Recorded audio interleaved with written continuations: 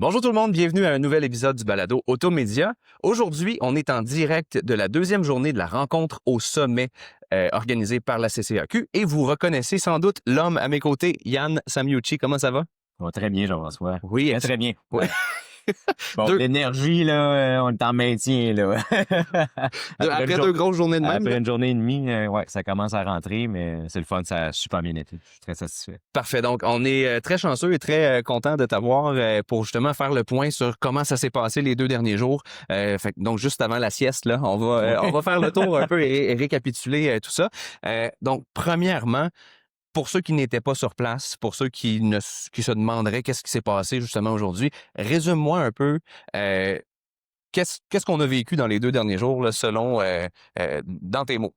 Hey, salut tout le monde, je prends quelques secondes avant de poursuivre avec l'entrevue pour remercier le commanditaire officiel du balado Automédia, Garantie KM+. Avez-vous commencé à préparer l'entrée en vigueur de la nouvelle loi 30 en juillet 2026? Ça s'en vient, c'est dans à peine un an. Garantie KM+, y a travaillé très, très fort et présente son nouveau plan royal. Informez-vous là-dessus. Garantie KM+, c'est quoi? C'est une entreprise qui ne se contente pas que de vendre des garanties prolongées. Ils accompagnent les concessionnaires automobiles, évidemment, mais aussi de véhicules récréatifs, de sport motorisé, de sport marin, avec des solutions qui sont simples, efficaces et pensées pour la réalité du terrain. Grâce à une équipe qui est omniprésente partout sur le territoire, à l'écoute et proactive, KM+ comprend vos enjeux des concessionnaires et vous aide concrètement à augmenter vos ventes, à optimiser la performance de votre département F&I et à bâtir une relation durable avec votre clientèle. KM+, c'est bien plus qu'un fournisseur de garantie, c'est un partenaire d'affaires qui est engagé à votre succès, à vos côtés. Demandez une rencontre avec votre représentant KM+, pour en savoir plus. Rendez-vous au kmplus.ca. Encore une fois, c'est le kmplus.ca. Maintenant, de retour à l'entrevue. Écoute, dit simplement, je vais être le plus simple possible, on a élargi notre spectre d'influence en intégrant les manufacturiers dans le sommet et dans la certification. Puis on a une présence formidable hier et aujourd'hui, manufacturière, puis ils comprennent le plan, ils comprennent l'intention, puis on a le goût de nous aider. Fait que c'est ça qui s'est produit hier, puis ça a été vérifié ce matin. Je suis allé petit déjeuner avec 14 personnes du côté manufacturier ce matin. J'avais des CEO manufacturiers, mais j'avais aussi des équipes Québec qui étaient présentes. Puis j'aurais demandé, bon, vous avez vécu une journée de sommet, là. Bon, les concessionnaires qui nous écoutent, vous savez c'est quoi maintenant, là. Ça fait 3 éditions, vous connaissez un peu la teinte et la signature de l'événement. On shake un peu le pommier, là, disons-le. On veut être clair avec vous, vous savez c'est quoi. Mais c'était quand même une aventure supplémentaire d'amener les manufacturiers à se faire shaker comme on sait shaker nous-mêmes dans les 2 dernières années. Donc, rétro ce matin, que du positif. Alors là, les manufacturiers se sont mis dans l'action. Ils veulent savoir comment ils peuvent nous aider à mettre de l'avant ce plan-là. Quels sont les points je veux dire comme ça, de défis dans nos relations avec eux qui nous permettraient, si on les débloque, d'aller plus vite, plus loin au niveau confiance consommateur. Fait qu'on est vraiment dans la zone d'impact potentiel. OK. Fait que c'est ça qu'on a fait hier et ce matin, Jean-François. C'est vraiment des belles avancées additionnelles. Oui. Concrètement, là, justement, quand on parle de ces points-là, puis des endroits où les manufacturiers peuvent ont un impact, en fait, par rapport à tout ce mouvement-là qui a été entrepris dans les dernières années, quels sont-ils? C'est quoi ces endroits-là? C'est quoi ces éléments-là sur lesquels qu'on peut pas faire tout seul, dans le fond, et avec lesquels on a besoin de l'aide des manufacturiers? J'en nomme 2 très concrets. Là. Premier point, puis ça a été défini par la salle elle-même hier. Là. Vous savez, vous êtes habitués le sommet, on consulte la salle. Moi, j'aime ça qualifier l'événement de démocratie directe. Alors, les concessionnaires ont défini 2 points de première importance, CSI. Ça a mal évolué, ce principe-là. Vous le savez, là, vos payes, votre rémunération est basée sur l'atteinte de résultats et ça fait en sorte que finalement, le CSI a perdu son sens, en quelque sorte. Donc ça a été identifié comme étant un point de friction. Un client qui se fait appeler pour dire, ben regarde, il faudrait que tu me mettes 10, sinon ça ne marche pas. Ouais. Ça aide pas à créer la confiance, c'est une évidence en soi. Deuxième point d'importance, la mise en marché des véhicules, le marketing, le fait que les programmes peuvent changer parfois trop souvent, parfois plusieurs fois dans le mois. Ça crée du bruit, ça crée une mauvaise compréhension du côté consommateur qui coûte en termes de confiance. Donc, juste ces 2 éléments-là qui sont très, très concrets, qui se sont bâtis avec le temps de par le marché automobile qui s'est construit en 100 ans. Donc, on vit avec des anciennes pratiques qui pourraient changer selon ce qu'on j'entends du côté manufacturier. OK. C'est pourrait. Pourrait. Maintenant, entre l'intention, l'énergie de l'événement d'aujourd'hui et l'exécution, Oui. il peut y avoir un monde. Puis c'est là où on va vouloir, nous, la corporation, les membres, et aussi en incluant les manufacturiers, essayer de garder un momentum. Puis ça m'a été dit aussi beaucoup par les concessionnaires de dire, ben regarde, moi, je veux que ma gang soit conforme, mais je vais être capable de les auditer moi-même.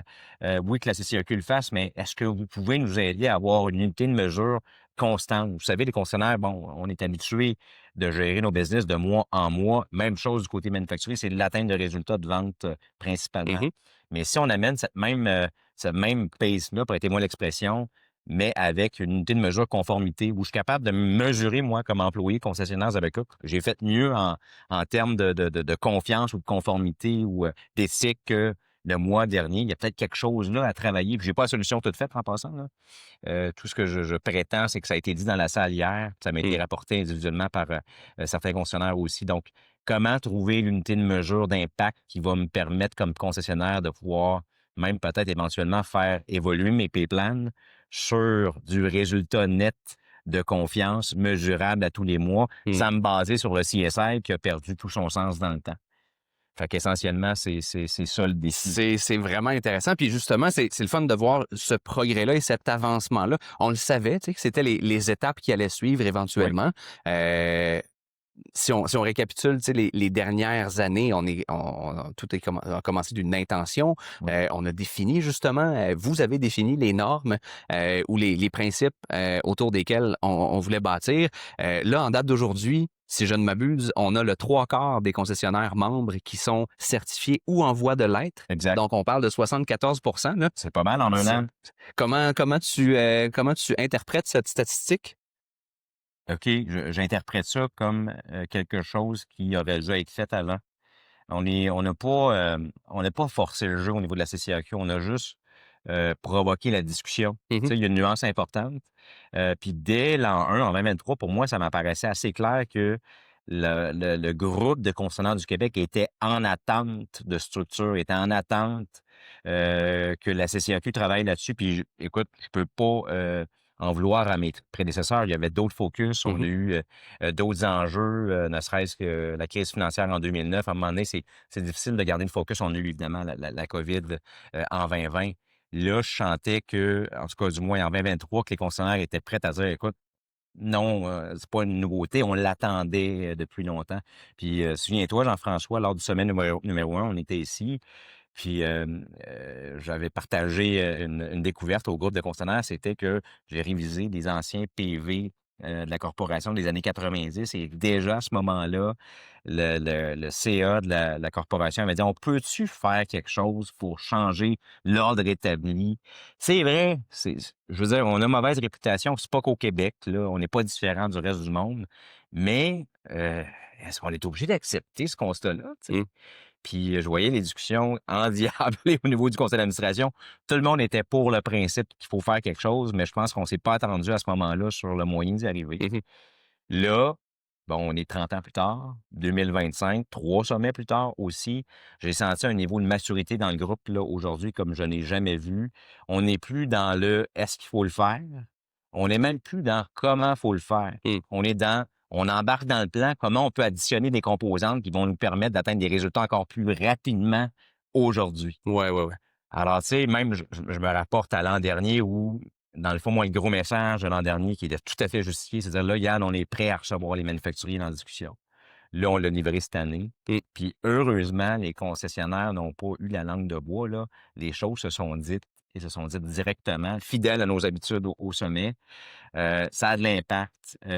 Bêtement, on peut prétendre que se dire les choses directement, parfois même durement, ça peut faire en sorte de braquer puis nous ralentir.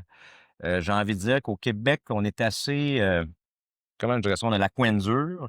On aime mieux savoir que pas savoir. Ouais. Puis ce que j'ai senti, c'est qu'on avait réussi à contaminer des gens de Toronto, les manufacturiers. Bon, OK, on a compris c'est quoi. Moi, ce que je me suis fait dire hier, c'est que c'est pas la CCAQ c'est pas le board de la CCAQ, c'est pas Yann Samucci, c'est qu'on avait réussi à créer cette confiance-là dont on parle depuis toujours entre les participants du sommet et l'événement lui-même. Ouais. Autrement dit, on est réellement dans ce qu'on a souvent dit là, de safe space où on peut tout se dire directement les choses. Et on l'a vécu hier. Je pense que ça a surpris certains manufacturiers, mais euh, étonnamment, ils ont embarqué. Donc, le niveau d'ouverture dans les discussions versus, tu veux dire, peut-être dans les premières années où il y avait peut-être un certain nombre de, justement, concessionnaires qui étaient en mode appréhension ou découverte de qu'est-ce qui va se passer aujourd'hui, puis est-ce que j'embarque, est-ce que j'adhère à cette vision-là et tout ça, c'était un petit peu plus... Je nuancerais ouais. que je perçois que on a, je veux dire comme ça, par design, on a bâti un événement qui provoque la confiance Voilà, je entre comprends. le public et l'événement lui-même. Mm. Je pense que dès l'an 1, on l'avait établi. Mhm. Là, la seule chose, c'est que on amenait des gens de Toronto ici, du côté manufacturier, puis c'est correct, là, je veux dire, ils gèrent des entreprises de première importance, de haut niveau. À un moment donné, il faut que tu fasses attention dans ton rôle de leader sur ce que tu dis puis ce que tu dis pas. Sauf qu'il y a des moments, des fois, qui sont fort importants, même comme leader, moi-même avec mon équipe, où là, OK, faut témoigner d'une certaine authenticité. J'ai senti que les manufacturiers étaient très authentiques hier. Oui, il y a eu peut-être une demi-journée où c'était un petit peu plus passif, mais ça a débloqué. Puis mon point de lecture, c'est ce matin au petit déjeuner. J'ai eu un échange incroyable avec eux. Ils ont été hyper généreux de partager même leurs orientations avec la norme VZE au Québec. Mhm. On n'était pas dans un dialogue de sourds, on n'était pas dans le cosmétique. Mm. Puis, tu sais, moi, j'ai plusieurs manufacturiers. Puis c'est pas que des manufacturiers qui, je veux dire comme ça, qui vivent un beau, des beaux trimestres présentement, mais ils m'ont quand même dit, garde, Yann, nous autres, on a quand même une vision à long terme. On veut amener notre groupe de concessionnaires à la bonne place parce qu'on pense que c'est ce qui va faire en sorte qu'on va réussir. Peut-être pas à court terme parce que ça se peut qu'on prenne des décisions qui, à court terme, peuvent être plus difficiles à intégrer. Mais sur le long terme, on pense qu'on peut être gagnant si on regagne la confiance de nos consommateurs. Eux le voient un peu plus comme étant leur clientèle, dans le sens que nous, on parle de consommateurs comme étant un groupe. Eux réfléchissent quand même à leur part de marché. On est quand même dans une industrie de trade, là, de commerce, de vente. Puis ça, je pense qu'il va falloir préserver ça parce que ça pourra jamais être différent. Même si on se battait comme contre ça, on n'y arriverait pas. Mais je sens quand même que les manufacturiers ont pris la décision, ceux qui étaient là, parce qu'ils n'étaient pas tous là, mais on avait un bon groupe quand même, de dire, OK, on est prêt à laisser aller un peu de trade si on a un impact sur comment on est perçu publiquement. C'est avant de dire c'est Honda qui est là, c'est Mazda qui est là, c'est GM, c'est Ford, c'est Chrysler, c'est Stellantis, Toyota. Au final, c'est des gens. Puis j'avais des gens autour de la table, des gens qui, dans certains cas, ça fait 40 ans qu'ils sont dans l'industrie, qui ont été du côté concessionnaire, Mm. qui travaillent maintenant du côté manufacturier, les gens qui ont été dans les manufacturiers à volume, qui sont maintenant dans le high-end. Puis j'ai senti que c'est eux qui parlaient avant le brand. Et ça m'est pas arrivé souvent dans une jasette avec un manufacturier. Puis j'y rencontre, là, je veux dire, je vois des événements, je vais à Toronto dans le cadre du salon de l'auto, puis je veux pas, on a des discussions de corridor parfois, Mm. mais le degré d'ouverture que j'ai senti ce matin me laisse présager qu'on est sur la bonne case, puis on a une très bonne chance de réussir. Puis si eux bloquent, Jean-François me le disait simplement par souci de clarté pour la gang qui nous écoute, si les manufacturiers bloquent, je pourrais pas y arriver, là. On pourra pas y arriver collectivement. C'est une partie importante de l'équation, là. Écoute, c'est eux qui désignent nos programmes, c'est eux qui évidemment vont designer nos contrats de franchise dans certains cas. Mm. C'est eux qui définissent c'est quoi la performance en concessionnaire, puis c'est quoi l'unité de mesure. Fait que, Mhm. tu sais, en un sens, on a beau regarder les concessionnaires puis prendre notre singe, là, il y en a un qui nous appartient, mais disons qu'il y a une grosse patte du singe qui est à côté, sur l'épaule du manufacturier. Oui, oui, oui. Puis ça, ils l'ont reconnu en quelque sorte, puis ça, c'était pas gagné d'avance. On va le Ah, dire de même. génial. Oui. Justement, sur le sujet du niveau national, je dirais, Oui. on parle des manufacturiers. Je sais qu'il y avait aussi des représentants. Bon, évidemment, l'ACADA était là. Oui. Il y avait des représentants des autres corporations, dans le fond, des autres provinces également. Il y avait vraiment... on était sous le regard, justement, non seulement de l'industrie du Québec, mais vraiment de façon beaucoup plus globale, ou du moins nationale. Il y avait des gens d'un peu partout au pays.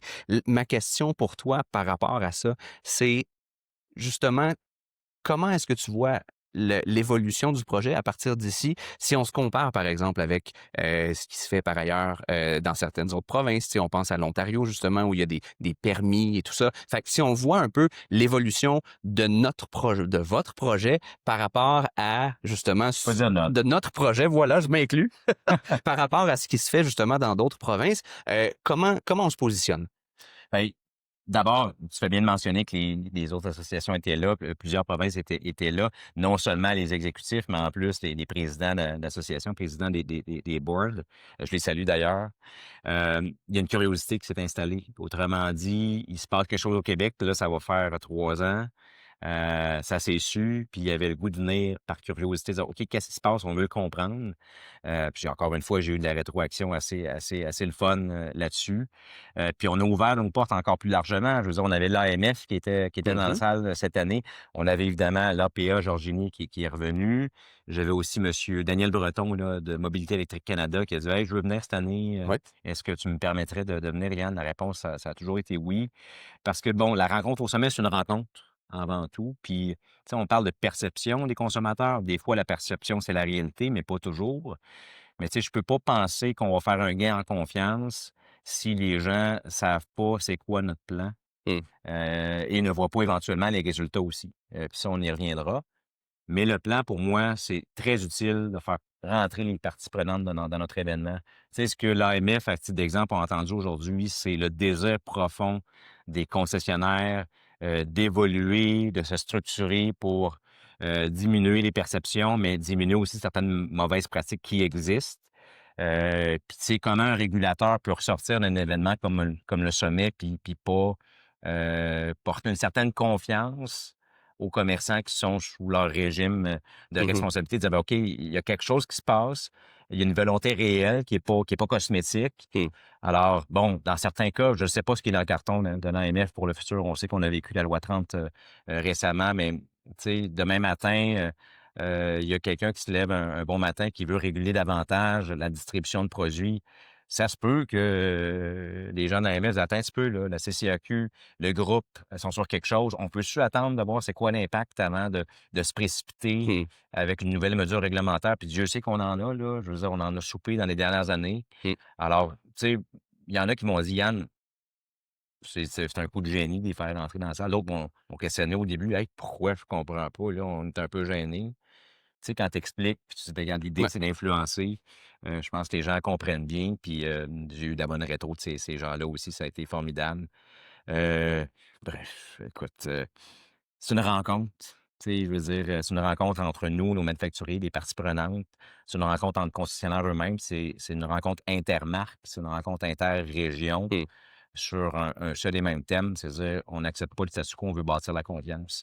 Mais on a quand même élargi, Jean-François. On a fait venir 2 sommités d'analyse de contexte politique et géopolitique. Fait que Chantal Hébert, d'une part, puis là, ce matin, on a eu M. Jean Charest. Ça a été du bonbon pour nous. Pas toujours plaisant à entendre. Pas toujours plaisant à entendre, mais ça a été, je pense, des beaux cadeaux qu'on a voulu offrir aux gens présents dans la salle parce que oui, il y a la confiance, oui, il y a le plan de la certification, mais à un moment donné, on se réunit une fois par année, on peut aussi élargir le scope de nos champs d'intérêt. Puis un peu de réalisme et de lucidité aussi. C'était vraiment, je pense que c'était un peu ce qu'on ressentait dans ces interventions-là. Exact. Puis en tout cas, ça a été fascinant. Puis ça a été le fun de voir, même si c'est un peu la même thématique, Chantal Hébert hier et Jean Charest aujourd'hui, de voir un peu une approche différente, une lecture parfois différente aussi sur certains dossiers. Fait que ça a été le fun. Puis là, présentement, au moment où on se parle, on vient de voir Matthew Groden avec le Belvédère. C'est super intéressant. Donc, on passe un après-midi basé sur les questions de l'AI, l'intelligence artificielle. Fait que là, on est en train d'élargir un peu les sujets. Je pense que la confiance sera toujours une thématique de premier plan dans le sommet. Mais là, on est en train d'additionner d'autres thématiques. Fait que, tu sais, ça va évoluer, cet événement-là. Puis, on est bien contents. La nouvelle année dans l'industrie de l'automobile au Québec, ça se fête pas au jour de l'an, mais bien à l'avant-première bénéfice du Salon de l'Auto de Montréal. C'est la soirée où toute l'industrie se rassemble pour célébrer, pour contribuer généreusement à 5 fondations hospitalières du Grand Montréal et, évidemment, pour donner le coup d'envoi au Salon de l'Auto. Bref, ça s'en vient. Ce sera le 15 janvier 2026. Et dans les dernières années, l'organisation a remarqué qu'il y avait beaucoup de gens qui attendaient à la dernière minute pour acheter leurs billets et qui se retrouvaient potentiellement mal pris avec un événement sold out sans avoir leurs accès.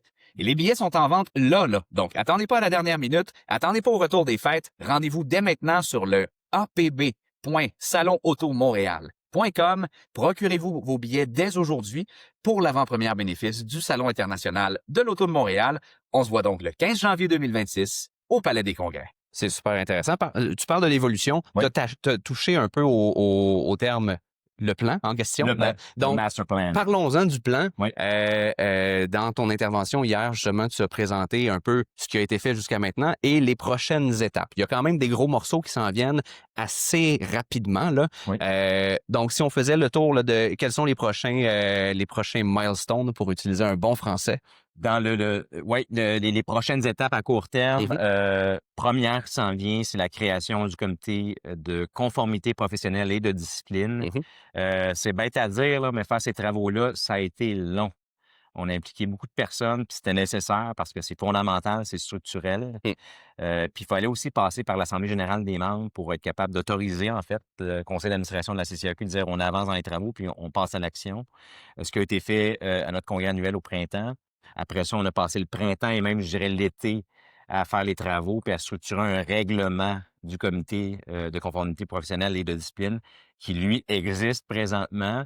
Et dans 2 semaines, à notre prochain conseil d'administration, on va faire l'adoption finale et on va être capable de commencer à passer des entrevues pour je veux dire comme ça, staffer. Populer le comité.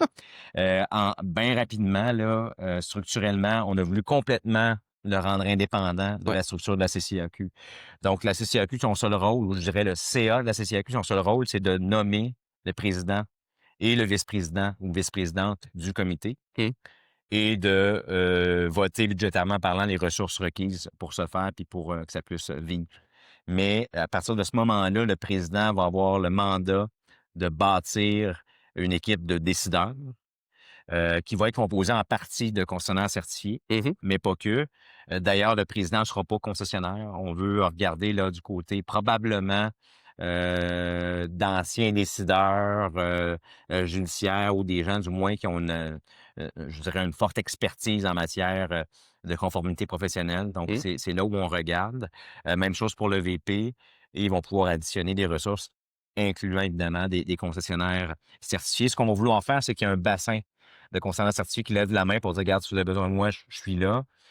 Pour éviter des situations où un concessionnaire aurait un dossier un dossier de plainte qui serait soumis au comité et qui soit jugé par son plus proche concurrent au bord. Oui. On va essayer de... Je comprends. Il va y avoir un maillage qui va se faire, puis ça va être le rôle du président de faire en sorte que les décisions soient rendues par des gens qui ont une impartialité dans cette décision. Que cherchait Jean-François. Je comprends. Fait que ça, c'est là. C'est-à-dire que là, on l'adopte début novembre. Ouais. On ouvre les entrevues. Fait que d'ici la fin de l'année, on a notre comité de Il est en place. qui est en place. Temporairement, si j'ai des cas, ça avait été décidé, c'est le conseil d'administration de la CCAQ qui les décideront. OK. Mais on veut très vite transitionner vers le modèle indépendant. C'est le modèle qu'on a choisi. Et là, la question par rapport à ce comité-là. Oui. Quel sera son rayon d'action? Quel sera son pouvoir réel? Comment ça va marcher concrètement? Bon, première des choses, c'est important, puis je vais être clair. Notre CA ainsi que l'Assemblée générale annuelle des membres a décidé que le comité ne serait pas restreint à juger des cas de concessionnaires certifiés. OK. Donc, c'est un double mandat. Le comité va juger des cas de concessionnaires certifiés et de concessionnaires membres de la CCAQ en fonction d'un code d'éthique qui est déjà existant, OK. mais qui n'a jamais été, je veux dire comme ça, dûment appliqué dans le temps. Ce qui veut dire qu'il n'y a pas de vacuum. Tu sais, à savoir, si un concessionnaire qui décide de dire « je me certifie pas parce que dans le fond, je m'impose une responsabilité que les autres n'ont pas », c'est vrai puis c'est pas vrai. Alors, un concessionnaire non certifié qui aurait un dossier de fraude, à titre d'exemple, le comité de discipline aurait le mandat de le juger, même s'il est non certifié. OK. Donc, la décision pourrait aller très, très loin. Ça touche fondamentalement au membership de la CCAQ. Ça peut toucher à la préservation de la certification. On va jusqu'au retrait, mais ça peut être une suspension aussi avec des obligations afférentes pour pouvoir réintégrer. Dire, ben, regarde, tu dois t'engager à avoir telle et telle pratique. Ouais. Tu dois t'engager, évidemment, dans certains cas, à former ton staff actuel. Ouais. Donc, en fait, je cherche mes mots, le scope, je sais pas si je parle en français. Le rayon. Le rayon, la portée. voilà. T'es bon, Jean-François. Le rayon du comité discipline, Oui. ça touche tous les membres de OK. la CCAQ, essentiellement. Je comprends. Et là, on parle des concessionnaires. Bien sûr, dans ces concessions, il y a des êtres humains. Oh. Donc, ça m'amène à la prochaine étape, du moins à la prochaine sous-question, sous cette question, c'est on aura ce comité-là qui pourra intervenir auprès des concessionnaires qui auraient des pratiques, justement, qui ne concordent pas avec ce code d'éthique et avec, justement, la certification et tout ça. Le volet individuel, évidemment, en date d'aujourd'hui, un conseiller aux ventes, un vendeur, une vendeuse n'a pas besoin d'avoir un permis qui est délivré pour pouvoir pratiquer son métier, du moins pas dans l'automobile. Est-ce que ça, c'est appelé à changer? Quelle est la perception par rapport justement au rôle des individus versus l'établissement comme tel? Là? Ben, tu vois, c'est un sujet chaud qui a été beaucoup discuté hier. Tu étais là, Jean-François. Là, pour le moment, ce qu'on a voulu faire, c'est rendre, dans le fond, nos gestionnaires responsables de ce qui se passe dans leurs opérations concessionnaires. Fait que jusqu'ici, ça a été bâti, je veux dire comme ça, sur ce frame-là, sur ce modèle-là. Et ces prochaines étapes qu'on a lancées hier, c'est là, vos représentants aux ventes, vos directeurs commerciaux ont, je vais le dire comme ça, de la formation obligatoire à suivre d'ici le 1er mai pour le maintien de la certification. Mais, je veux dire, le point de chute des dossiers, c'est le concessionnaire lui-même. Autrement dit, il se passe quelque chose, peu importe qui a fait quoi dans la concession, c'est le concessionnaire qui est responsable à l'endroit de la CCAQ et à l'endroit du comité de discipline. Hier, ce qui a été discuté, c'est OK, intéressant, mais si on allait un peu plus loin, si nos professionnels eux-mêmes avaient leur propre certification ou droit de pratique, ou appelons-le comme on le veut, est-ce qu'on pourrait avoir un résultat plus intéressant plus rapidement d'un point de vue confiance du consommateur? Alors, ça a été discuté hier. Moi, je ne veux pas me mouiller, mais présentement, ça fait partie des discussions et des orientations possibles. Donc, non seulement certifier de la concession, mais en arriver à dire, un représentant aux ventes pour être en mesure de travailler dans un concessionnaire certifié doit avoir suivi d'abord notre formation. Ça, c'est inclus, mais a des obligations professionnelles personnelles. Donc, ça devient un outil, dans le fond, pour le concessionnaire certifié de dire, regarde, j'ai une certaine protection de ce qui se passe chez nous et ça devient une responsabilité plus individuelle. On ne parle pas de code de profession pour le moment parce qu'on peut tomber dans un niveau de complexité assez important. Donc, nous, notre défi, ça va être de parler à cette discussion-là qu'on a eue hier, de parler à cette possibilité-là qui peut être fort intéressante en livrant sans nécessairement tomber directement dans le code de profession parce qu'on tombe, d'abord, on ne contrôle pas. Faut faire une demande gouvernementale. Là, on n'est plus directement dans l'autorégulation. Là. On est dans le code des professions. C'est une autre histoire. Il y a moyen d'arriver à quelque part entre les deux. Parce que ce sont des choses qui existent déjà, par exemple en Ontario, pour les conseillers aux ventes dans l'industrie de l'automobile. Avec l'OMVIC. On regarde dans d'autres industries aussi, tu sais, par exemple au Québec, le courtage immobilier, par exemple, qui a un organisme qui justement va s'auto-réglementer et qui va aussi justement être en mesure d'intervenir auprès des gens qui ne suivent. Mais ça, effectivement, c'est un autre niveau. Là. C'est pas le genre d'organisation qu'on serait en mesure, en date d'aujourd'hui, de mettre en place. C'est-à-dire que tout est possible dans les faits. Non, il n'y a rien. Je veux dire, on est en train de construire ce que va être notre cadre pour faire des affaires de demain. Là. Alors, tout est possible à ce stade-ci, Jean-François. Là. Mais ce qu'on a livré jusqu'à maintenant, c'est pas ça. On certifie des concessionnaires, puis on outille, dans le fond, les concessionnaires à avoir une force de travail qui intègre les valeurs de l'éthique et je veux dire comme ça, leur conformité professionnelle nécessaire de par ce qu'ils font. Fait qu'on a 2 tracks. On a beaucoup parlé de track hier, pas de track de vente. On a la track des représentants aux ventes au niveau formation, qui est très, très précise. C'est une durée de 3 heures de mémoire. Puis de l'autre côté, j'ai la track des directeurs commerciaux qui est une durée de 2 heures et demie de formation en ligne sur le site web de la CCAQ. Donc ça, c'est important pour les gens qui nous écoutent, qui n'étaient pas là. C'est déjà, on l'a testé, on est en bêta-test depuis le mois de juin. Ça roule rondement, ça va super bien. J'ai des concessionnaires qui ont déjà très fortement avancé là-dedans. Fait que là, ça va être important, les concessionnaires qui nous écoutent, qui sont certifiés ou ceux qui veulent le devenir, c'est d'amener nos vendeurs et FNI à faire cette formation-là. C'est super important. C'est l'outil le plus important, je pense, qu'on ne peut pas avoir pour faire adhérer notre force de travail au principe de la certification. Là. Donc, si on revient aux étapes, là, parce qu'on on a pris une petite pause sur la première, on en a parlé bien en détail, c'est-à-dire la mise en place de ce comité. Qui n'est pas qu'un comité de discipline. Rappelle-moi le terme exact. Comité de conformité professionnelle et de discipline. Ah ben voilà, parfait. Donc, ce comité-là existe et sera bientôt populé. Voilà le terme que nous avions choisi. Quelles sont les prochaines étapes? Parce que là, si je me souviens bien, dès printemps 2026, on dévoile au public qui sont les concessionnaires certifiés. On fait du bruit. Il y a une récurrence annuelle. 1er mai l'année passée, c'est la même chose. On dévoilait la liste des certifiés.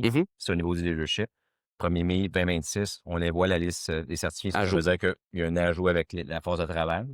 Là, après ça, on a travaillé là-dessus hier. Comment faire du bruit puis faire connaître notre intention d'une part, mais aussi le plan qu'on a, puis éventuellement les résultats. On a travaillé fort là-dessus en atelier hier. Ce qu'on s'est dit essentiellement jusqu'ici à la CCAQ, je sens un réel besoin et volonté des concessionnaires qu'on soit très, très public avec ça.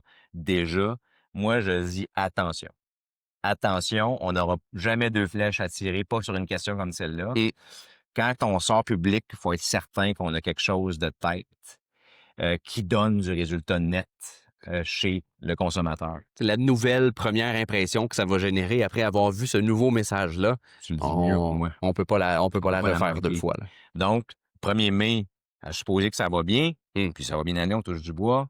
80% des concessionnaires sont certifiés. En plus, sont certifiés dans le sens qu'ils ont embarqué leur force de travail. Tout le monde a suivi ça. Renouveau. Puis on se rend compte avec notre sondage léger au mois de juin, parce qu'on le fait à chaque mois de juin. On n'a pas gagné 10% là, cette année, on a gagné 20%. Il y a du résultat net. Les gens ont vu la différence. Là, c'est le temps, c'est le trigger. Fait qu'on a, je veux dire comme ça, un plan de contingence. C'est pas dans nos budgets là, de dire on va dépenser des sous pour une campagne médiatique, mais ça pourrait le devenir assez vite. Puis je pense que les membres sont prêts à ça, ils veulent ça.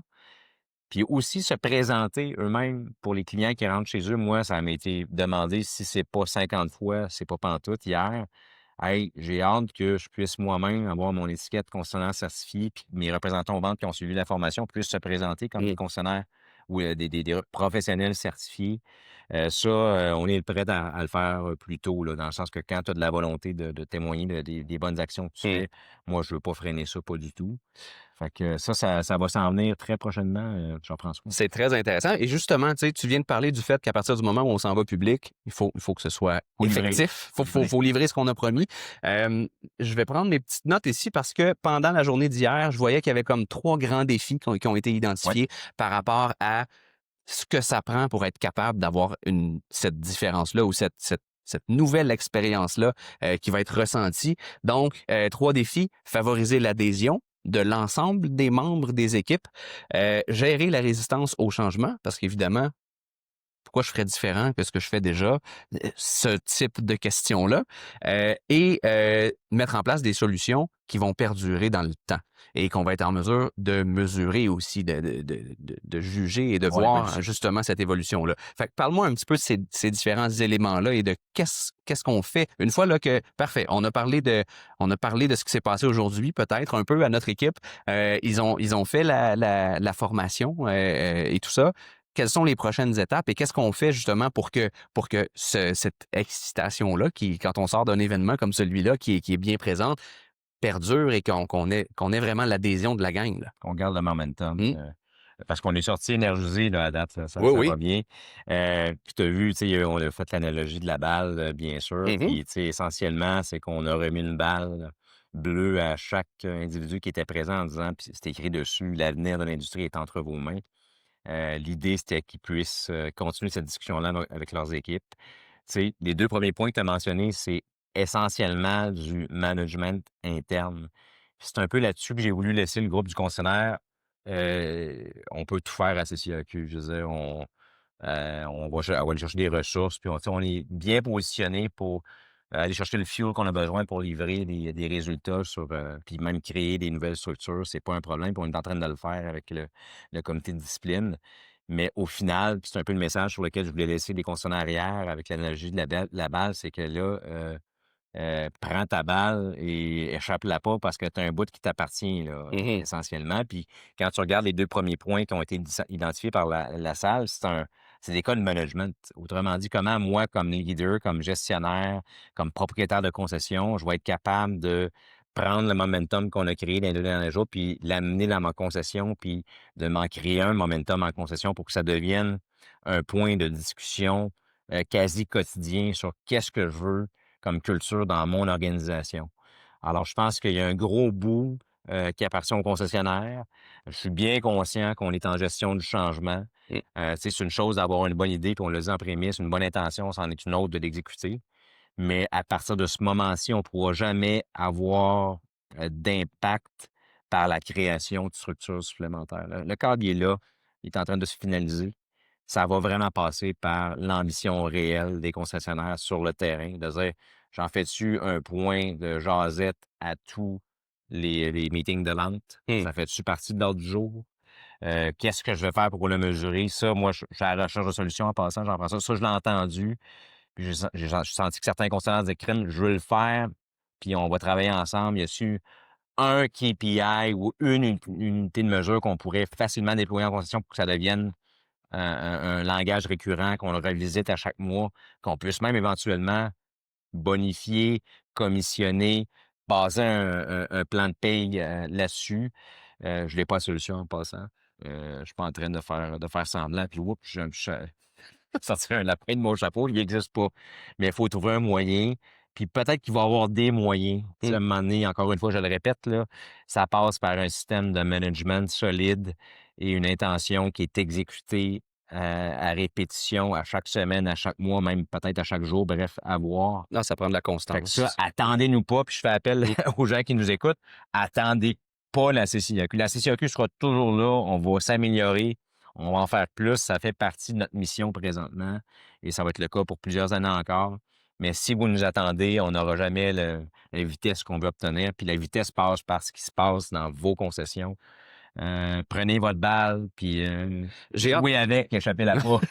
Ben, j'ai hâte de voir justement tu sais, les meilleures pratiques, dans le fond, parce qu'on va commencer à en entendre Oui. des success stories, des histoires à succès, qu'on l'a implanté, toute l'équipe va dans la même direction et voici comment on l'a fait. Tu sais, ça va justement potentiellement bien outiller peut-être d'autres qui seraient en recherche de ce type de solution-là. Sûr. Et j'ai aussi bien hâte de voir justement qui seront les ambassadeurs de ça? Parce qu'évidemment, jusqu'à maintenant, on n'a pas encore fait cette campagne publique-là à grand déploiement, puis vraiment de passer le message au public. À partir du moment où ma concession est certifiée, mon équipe est prête premièrement, à expliquer aux clients c'est quoi cette histoire-là et qu'est-ce que ça change pour eux et est prêt à leur faire vivre cette nouvelle expérience-là. J'ai hâte de voir justement quels sont les concessionnaires et quels sont les individus aussi qui vont porter ce message-là et Oui. qui vont contribuer à diffuser cette information-là. Il y Puis en a qui existent déjà, Jean-François, Oui. puis je sais que tu en rencontres, puis ça devient un bruit qui existe, qui est constant de plus en plus. Puis je nommerai pas de nom, mais puis je veux pas jouer là-dessus parce que vous le savez, ceux qui nous écoutent, là, les concessionnaires, vous êtes je vous aime beaucoup. Ça fait 18 ans que je travaille avec vous autres, les concessionnaires qui nous écoutent, mais vous avez des égos, des bons égos. Puis je veux pas le jouer l'ego, mais ça serait facile pour moi de jouer, puis c'est ça. Moi, quand je présente des gens, là, puis tu le vois dans les événements, on fait des petites vidéos, puis on envoie les gens. Non, je veux présenter une plus grande diversité. Tu sais, il y a des gens qui sont très, très, très, très, très engagés autour de nous, là, qui veulent, mais qui veulent fort. Puis je les aime tellement, je peux te dire que ça me donne, moi, le gaz puis l'énergie pour continuer d'avancer. Mais j'essaie justement d'élargir des gens qu'on voit pas souvent, Mm. les présenter sur les vidéos qu'on fait corporatives ou autres. Parce que dans les faits, c'est le collectif qui va parler. Puis, sais, le risque que j'ai à un moment donné, c'est que quelqu'un dise, ben, c'est porté par un petit groupe seulement, malgré tous les efforts que j'ai faits d'amener 450 personnes dans une salle, qui peuvent pas dire que les décisions se prennent à bureau fermé au 7e étage. Certainement. Je comprends que je peux pas faire plus que ça, mais malgré tout, des fois, pour une question d'ego, certains peuvent avoir l'impression que les décisions se prennent dans un petit groupuscule ou peu importe. Il y en a qui influencent. Moi, ce sommet-là, c'est justement une influence collective qu'on ressent, très transparente, qu'on ressent tous en même temps dans le même événement. Puis il y a des choses qui se disent, là, moi, hier, les aviseurs techniques, ça devient essentiel, très clair. Je pense que tout le monde achète de la tête pendant que ça a été dit. Ouais. Pas compliqué, là. Il va y avoir une phase 3, puis l'an prochain, je vous le garantis, on va avoir du contenu pour les embarquer eux aussi, parce que bon, il y a une relation client qui se bâtit là ou qui se débâtit. Ça fait partie du concessionnaire aussi, hein? On s'entend. Fait que, tu sais, c'est ça, le sommet, ça a été ça dès le jour 1, dès le manifeste que vous avez décidé, les concessionnaires. Fait que, tu sais, embarquer, j'ai plus d'arguments à présenter dans le sens que tout a été sorti, tout a été dit. Tu sais, manquez pas le bateau, ça serait plate que certains accusent un retard parce que pour une raison X, ils ont d'autres focus. C'est ajoutez-le à vos focus. Je suis bien conscient. Écoute, il y a des marques là présentement, c'est tough avec les tarifs où ils n'ont pas de véhicule pour des questions de normes VZ2 ou autres. Je comprends très bien qu'on se lève le matin et à un moment donné, aïe, aïe, aïe, aïe, aïe. Bâtir une culture plus forte dans ma concession sur une perspective de 5-10 ans peut-être, c'est vraiment dans ma sphère de priorité. Je comprends. Ah, puis des priorités, il y en a sur la liste. Aïe, aïe, aïe, aïe, aïe. Mais je vous dirais, on est en train de se bâtir une solidité qui va être durable dans le temps, qui va durer 100 ans. Fait que, tu sais, peut-être que ça ne sera pas 10 de votre journée, mais si vous allouez un 5 de votre journée à cette question-là à tous les jours, par micro-incrément, on va se rendre à la bonne destination. Fait que moi, j'inviterais les gens qui nous écoutent à faire ce léger effort-là, s'il vous plaît, parce que j'ai une limite comme capacité organisationnelle à influencer 890 concessionnaires à faire le switch. Puis il ne faut pas que ça soit qu'un switch de papier. Il faut que ça soit un switch concret, fondamental. Et ça passe par l'évolution de la culture. Et ça passe par les organisations, les gestionnaires. Et ça se décline dans le staff après. Il n'y a pas d'autres possibilités, Jean-François. C'est bien intéressant. Écoute, merci d'avoir pris le temps. Je pense que je suis vraiment content d'avoir l'opportunité de voir ça aller justement et d'avoir assisté et de se parler justement à chaque année, voir un peu le progrès et où est-ce qu'on en est et qu'est-ce qui s'en vient. Merci d'avoir pris le temps et je te laisse le mot de la fin dans le fond. S'il y a quelque chose qui n'a pas été dit, voilà ton moment. Il faut parler à nos représentants aux ventes, il faut parler à nos FNI. Peut-être que les médias vont nous aider, les médias de l'automobile, à aller atteindre ces gens-là, parce que oui, vous avez une responsabilité dans vos organisations, mais vous, comme médias, souvent, on reste à très, très haut niveau, même nous, comme corporation. Là, il faut redescendre sur le plancher, puis il faut leur parler, il faut leur expliquer le plan, il faut que vous le fassiez dans vos concessions, mais est-ce qu'on a un moyen qu'on communique davantage et qu'on parle à notre force de travail de 63 000 personnes qui sont des gens en général très fiers de ce qu'ils font, puis je veux les rendre fiers davantage. Ouais, ce serait ça. Ce serait ça l'idée sur laquelle je nous laisserais, Jean-François. Est-ce qu'on devrait créer un congrès des professionnels de l'automobile qui les inclurait? Tiens, on pourrait additionner ça avec le sommet. On jase. Bref, mettons ça sur la table, puis on verra ce que ça donne. C'est des excellentes idées. Et en attendant, d'ici à ce qu'on se rende à ce congrès-là, si vous avez envie de diffuser l'information dans vos équipes et que vous trouvez que Yann, justement, vient de le faire de la meilleure des façons, ben, vous n'avez tout simplement qu'à partager cet épisode à vos amis dans l'industrie, à vos collègues, à vos employés et tout ça. Je pense que tout vient d'être dit dans les 40 dernières minutes. C'est un excellent recap de la situation. Donc, voilà. Merci encore d'avoir pris le temps et on se dit à l'année prochaine. Merci à toi, l'an prochain. Yes.